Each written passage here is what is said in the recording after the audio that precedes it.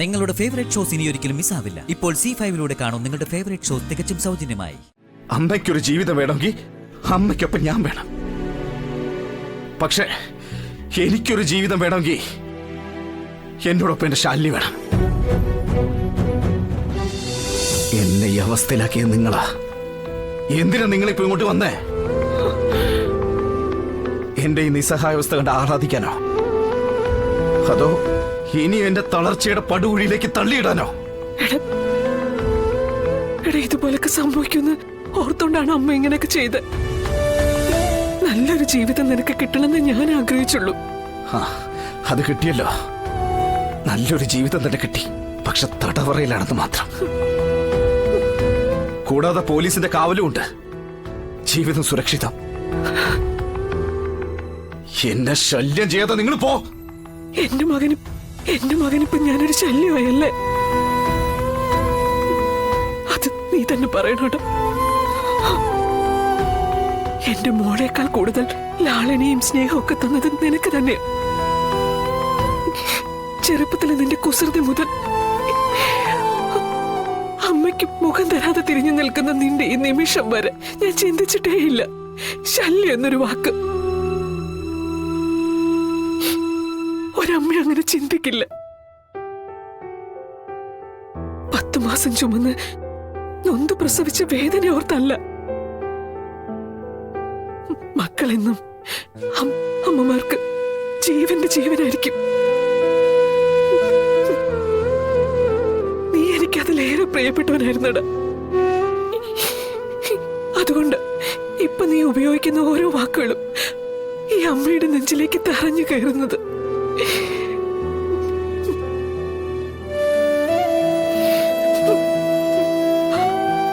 അമ്മമാർക്ക് വഴക്കിടാൻ പറ്റില്ലല്ലോ.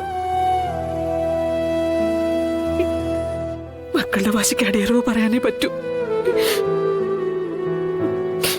അതുകൊണ്ട് ചോദിക്കുക, ഈ അമ്മ എന്റെ മകന് വേണ്ടി ഇനി എന്താ ചെയ്തു തരണ്ട? എന്തിനാ അമ്മ തയ്യാറാ?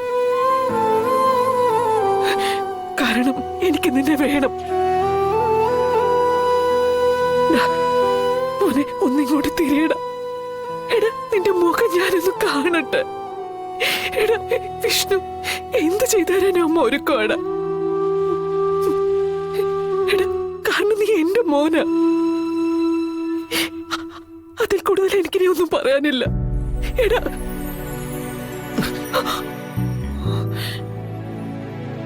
അമ്മയ്ക്കൊരു ജീവിതം വേണമെങ്കിൽ അമ്മയ്ക്കൊപ്പം ഞാൻ വേണം. പക്ഷേ എനിക്കൊരു ജീവിതം വേണമെങ്കിൽ എന്നോടൊപ്പം എന്റെ ശാലിനി വേണം. ശാലിനി അമ്മ എന്ന് അംഗീകരിക്കുന്നോ അന്ന് എന്റെ മുന്നിൽ അമ്മ വരാവൂ. ഇല്ലെങ്കിൽ എന്റെ പ്രതികരണം ഇതിലും മോശമായിരിക്കും. മോനെ, അമ്മ പോയിക്കോ. ഇവിടെ നിന്നിട്ട് കാര്യമില്ല. ഞാൻ നിങ്ങൾക്ക് നേരെ മുഖം തിരിക്കില്ല. മോനെ, അമ്മയോട് പോകാനല്ലേ പറഞ്ഞേ?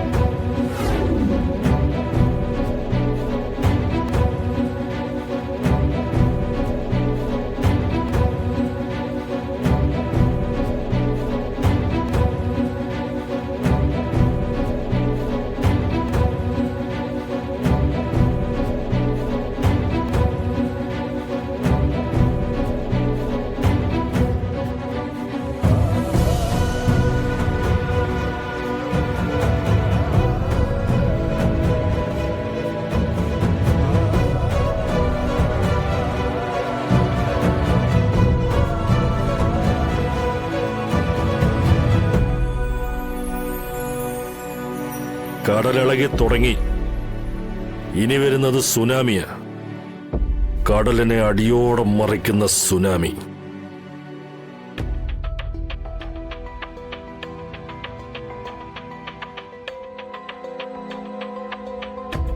ഇതിപ്പോ കൊലക്കുറ്റവാ. ആ ചന്ദ്രബോസ് എഴുതി പിടിപ്പിച്ചിരിക്കുന്ന പോലൊക്കെ കാര്യം നടക്കും. അയാൾക്കാണെങ്കിൽ നമ്മുടെ ഭാമയോടും നമ്മുടെ കുടുംബത്തോടും ഒക്കെ കടുത്ത വൈരാഗ്യമാ.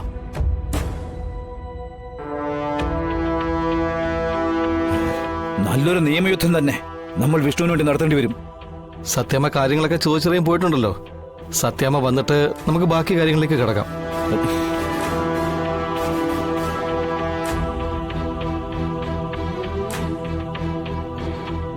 എന്തായാലും വിഷ്ണുപ്രയെ രക്ഷിച്ചെടുക്കേണ്ടത് നമ്മുടെ ആവശ്യമാണ്. അതിനെന്താണെന്ന് വെച്ചാൽ അതിനുള്ള പണി നമ്മൾ ഇന്ന് തന്നെ തുടങ്ങണം. കുഞ്ഞിച്ചിയും കുഞ്ഞിച്ചിയുടെ രീതിയിൽ കാര്യങ്ങൾ നോക്കുന്നുണ്ടല്ലോ. എന്തായാലും ജാമ്യം കിട്ടും തന്നെയാ കുഞ്ഞിച്ചി എന്നോട് പറഞ്ഞത്. അല്ല, അങ്ങനെയാണെങ്കിൽ ഭാമയ്ക്കൊപ്പം വിഷ്ണു ഉണ്ടാവുമല്ലോ. അല്ല, എന്തായാലും കളക്ടർക്ക് താഴെയല്ലേ AC ഇവിടെ സ്ഥാനം. കളക്ടർ പറഞ്ഞ ചന്ദ്രബോസ് അനുസരിക്കാതിരിക്കാൻ പറ്റില്ലല്ലോ. അമ്മേ, എപ്പോഴാ അമ്മേ വിഷ്ണു അച്ഛൻ വരുന്നത്? സത്യമയുടെ കൂടെ വരും മോളെ.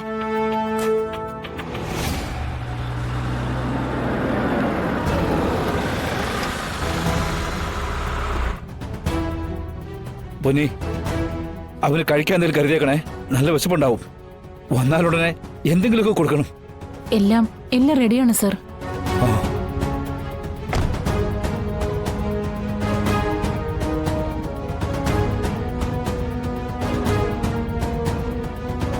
എടാ മോനെ, എത്രയും പെട്ടെന്ന് വക്കീല്.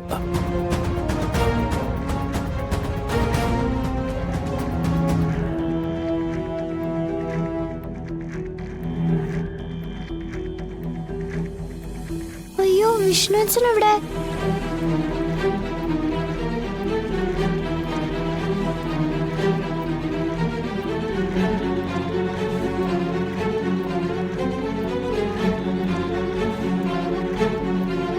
പൊന്നെ കുറച്ച് വെള്ളം കൊണ്ടുവാ. ഭാമേ, വിഷ്ണുവിടെ? എന്താ അമ്മ ഉണ്ടായേ? വിഷ്ണുവേട്ടൻ വന്നില്ലേ? വിഷ്ണുവേട്ടന് ജാമ്യം കിട്ടിയില്ലേ?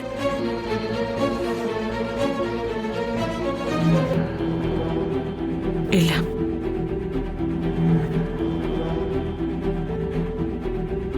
ശാലിനിയെ ചന്ദ്രബോസ് മടക്കി അയച്ചു. എനിക്കെന്റെ മകനെ ഒന്നും കാണാൻ പോലും പറ്റിയില്ല. ചന്ദ്രബോസ് കാണിക്കില്ലെന്ന് പറഞ്ഞോ? സത്യമേ,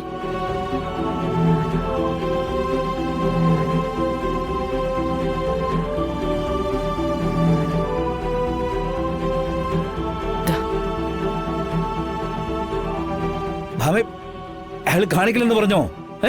പറഞ്ഞത് നമ്മുടെ മോൻ തന്നെയാ. വിഷ്ണുവേട്ടൻ അവൻ എന്നെ കാണണ്ടെന്ന് പറഞ്ഞു.